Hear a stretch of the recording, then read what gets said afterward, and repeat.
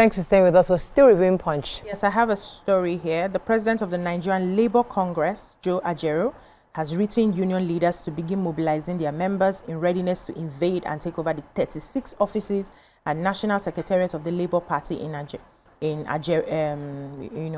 across the country. And he says he was an internal memo that he shared, which was made available on Tuesday. So he said Friday, they had a judgment on Friday. That's the Supreme Court, which had vacated the earlier judgment of the lower courts. And they said that this was a move that, talked about the 2024 invasion, where they said agreed unionists broke into LP headquarters and other offices, which the National Working Committee said was a deliberate act to steal their sensitive documents and money. But Ajere insisted that they could not fold their hands and watch Abure and his team defy Supreme Court's pronouncement. So he said, just as we warned him about a year ago, that Nigerian workers and genuine members of the Labour Party. So I'm confused right now. I'm trying to understand the relationship between the NLC and Labour Party. So I'm a bit confused in that. So it seems like they are now one and the same. Yes. I don't even understand. Yeah. So, but they are saying that, let me just state what they have said. He said about a year ago that Nigerian workers and genuine members of the Labour Party will always collect what belongs to them, no matter how long a mischief lasts. By this communication, we urge every worker in Nigeria, all genuine members of the Labour Party and all lovers of democracy to be on standby to once again peacefully repossess all offices of the Labour Party nationwide. So I'm asking, how does this party issue concern Nigerian workers? Why are we joining the two issues? Shouldn't... well, let's leave it. All right, so I wanted to take the Japa story. It's sort of like following up similarly with the conversation we had with yesterday. We had a doctor talking about how to do reverse jackpot or jackpada.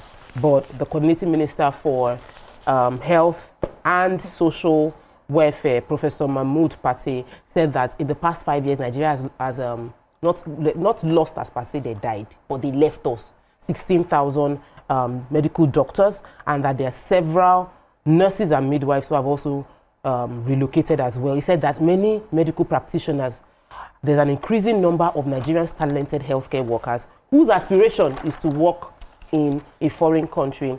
And he was delivering this, he said this while delivering a speech at the Association of Medical Council of Africa in Abuja. And the theme was integrated healthcare regulations and leadership within the leadership in building resilient healthcare system. They are aware of the problem. They understand that there's an issue, and they are working, because currently the doctor to citizen ratio in Nigeria is 3.9 per 10,000 in the country, very poor, and that the cost it takes Nigeria to train a doctor is about $21,000. So we need to bridge the gap. While I'm hearing all of this, I'm waiting for what will be done to bridge that gap, so that we don't have so many health workers still living in Nigeria at the rate with which they are living. Daily Sun, thank you very much, Tokwe. Federal government laments mass migration. I was going to take that story, but Tokwe took it. Tinubu Obasanjo will be a camp mourn business mogul Pascal Dozier, who passed on quite recently. Court bars Rivers Sole administrator from appointing local government boss. Mobile money transactions surged to $1.7 trillion.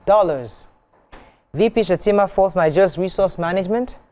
Alleged defamation, Natasha slams $5 billion suit against Ebonyi. And pregnant woman, 5 others killed in Ebonyi renewed land dispute. Which story are we starting with? The pregnant women that were killed. So a pregnant woman and 5 other persons have been killed in a renewed land dispute between the people of Ndukwe community, Amasiri, in Afikpo local government, and Okporojo in Oso, Edda local government of Ebonyi state. So houses and other properties worth millions of naira were destroyed in the renewed hostilities, because they've been having this from the time past. So the 2 neighboring communities have been at war, they said, for over decades, over land matters, with many lives lost, properties worth of billions of naira destroyed. They said the renewed hostilities had led to people from Edda local government taking a detour through Afikpo town for fear of being attacked on Amasiri road. So Chairman Edda local government Chima Ekumankama was the one who confirmed the renewed hostilities. He said that security operatives have been deployed to restore normalcy, and he pointed out that he had visited the area to reassure the people of the government's commitment, towards ending the lingering disputes that they've been having. So he went ahead to commend Governor Francis Nwifuru for taking proactive steps by moving security agents to the area, and he says that he's assuring people that there will be normalcy and peace return to the area very soon. So he said he personally also visited the area and, you know, witnessed the level of destruction that was done. He says as we speak, there are enough security personnel in the area to foster, you know, reoccurrence, and it was just an unfortunate incident that a lot of people had lost their lives, including this pregnant woman who had 5. Okay, let me take the Natasha story. So the suspended senator of Kogi State Central, Natasha Akpoti-Odoahun, has filed a 5 billion naira defamation suit against Senator Onyekachi Nwabonyi for alleging that she had 6 children for different men. According to the suit, Akpoti-Odoahun had described Onyebu's claim as false and deliberate attempt to destroy and tarnish her reputation. The suit was filed through her counsel, J. Umar SAN. She told the court that Nwabonyi, who represented Ebonyi North Central Senatorial District, had severely injured her reputation, caused her considerable distress and embarrassment to her credibility and public perception. According to her, he during a televised interview, was saying that he falsely, maliciously, and without any lawful justification referred to her as a gold digger, habitual liar, and habitual blackmailer. He also claimed that the defendant, she also claimed that the defendant further alleged that her husband married her under duress. I remember that interview. And I think I hope this one is ready for Don't a try lawsuit. yourself when it comes to Natasha, though. Senator Natasha will take you to court, Yes. and she has the time. And when the man was just jabbing, this is like a jabbing. Do you realize that you have to drag you by the... I don't even think it's, I think it's essential to the idea of free speech for you to be able to be held accountable if your free speech infringes on another person's rights. So I want to take the story of I'm even happy she's taking to it's very good because misinformation will spread. People will because people take are that. reposting it. So, the story of what is happening in Rivers State has not been resolved. Appointing sole administrator doesn't seem to have solved the problem there, because this is not the second injunction they've gotten from a federal high court in Rivers State. This one is now about the local government. They are asking that the sole administrator does not have a right to now appoint people in charge of the local government because the local governments were duly elected. I don't think that sole administrator is a way that would properly resolve this issue. I think that there has depends to on be the issue you're looking at. The different issues. Even this local government, there is issue because the election, they said APC people did not like the election. PD people say that is their election. They said that there is now a list of people that they feel the sole administrator wants to bring in who are pro-wiki. They now went to court. So that there are many sides to this. It was a political statement I made. So it depends on which problem. I'm addressing. Okay. But for the people of Rivers, it will be important to have stability, peace, so that governance will truly happen there. And I don't think that they are feeling that impact yet. So conversation needs to be had. That's actually more crucial. Okay, Vanguard, let's find a story of not taking lead poison. FG indicts monarchs, orders illegal miners out of Zamfara. NSA warns against ransom payments to terrorists and kidnappers. Tariff war, US slams Nigeria over imports ban on 25 items. Ndume knocks Tinubu alleges lopsided federal appointments. Cybercrime Act emergency rule. Journalists narrate ordeal in hands of policemen in Rivers. And corruption, not federalism, Nigeria's problem. ACF Afenifere Ohane, the other tackle Vice President Shatima.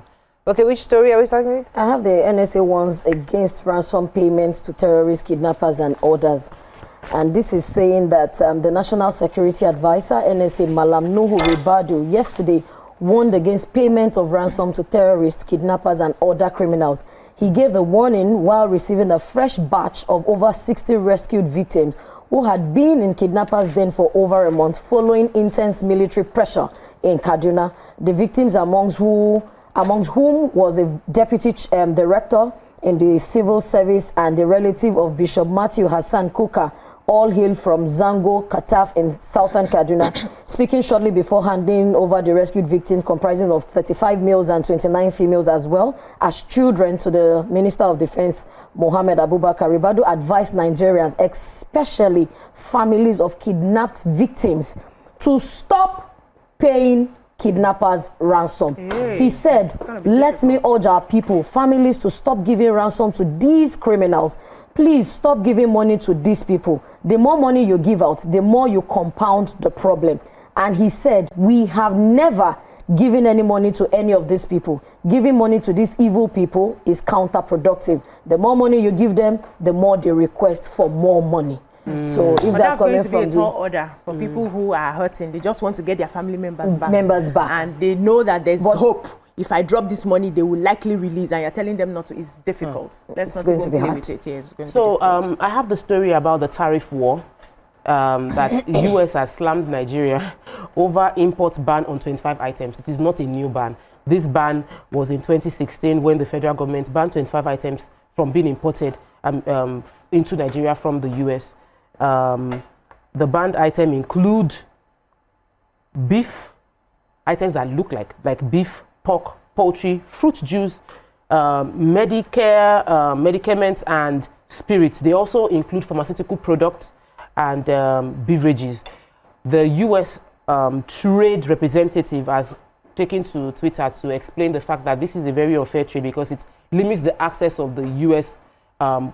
Citizens to be able to push their products everywhere. Similarly, the Minister for Trade and Industry, Jumoke Oduwole, has said that 14% reciprocal tariff imposed on Nigeria by President Trump has a potential adverse effect on Nigerian oil and gas exports. So the US obviously is reviewing every policy against them and taking a position of America first. So they now found this our previous tariff this is our previous ban on some products from America, and they're saying this is not fair, and that in return they're going to give us our own set of bans. So we obviously it's a good thing that we're having a conversation around it.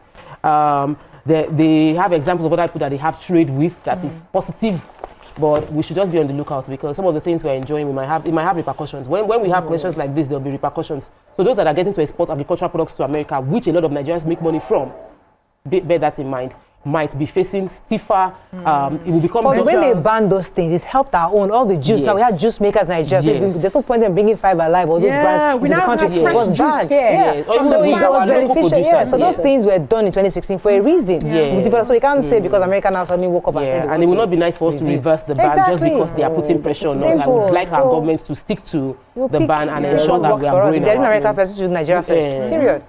Let's go on a short break. That's all we can take on Front Page Review. When we come back, we want our hot topic of today. Stay with us. We'll be right back.